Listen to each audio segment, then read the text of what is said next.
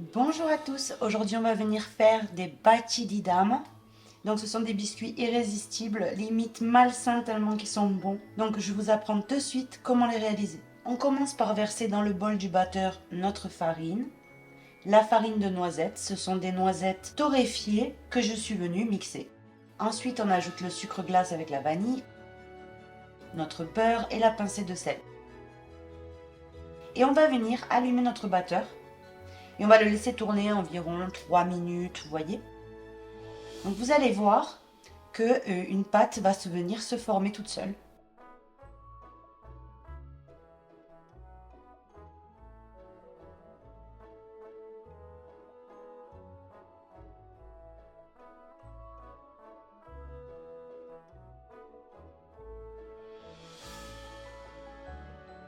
Comme vous pouvez voir, ça va changer de couleur, donc ça devient de plus en plus camel. Et à la fin, vous avez ce résultat-là, regardez. Et ça, vous avez juste qu'à former une boule sur le plan de travail.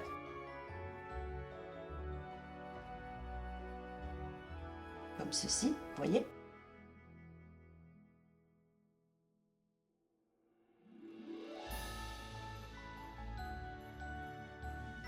Vous la filmez et on va venir la placer minimum 1 heure au frigo.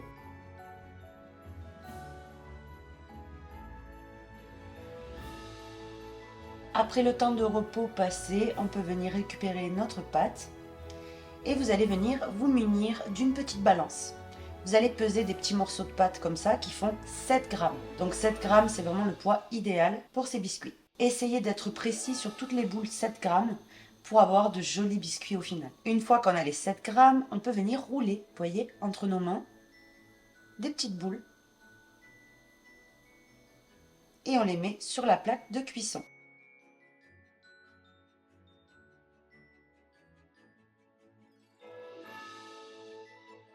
Ce que vous pouvez faire, c'est venir vous préparer des petits morceaux, vous voyez, de 7 grammes, et ensuite les rouler.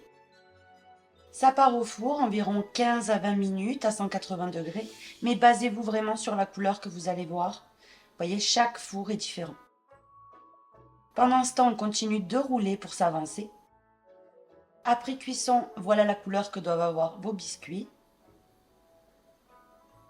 On les met une fois tièdes sur une plaque et on va venir les laisser refroidir totalement. Vous voyez, en dessous, il doit avoir ce coloris.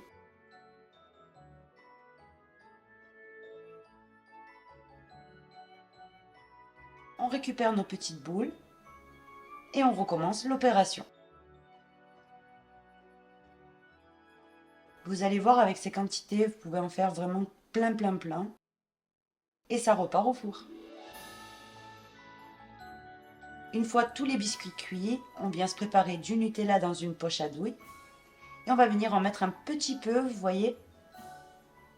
Et on recouvre avec un deuxième biscuit. Ça nous forme comme des petits macarons tout mignons. Et on renouvelle l'opération jusqu'à épuisement de nos biscuits.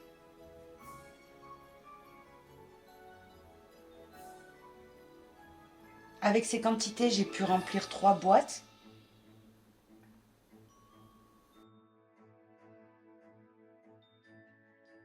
Et voilà le résultat. Alors, il faut vite les essayer. Partez de suite en cuisine.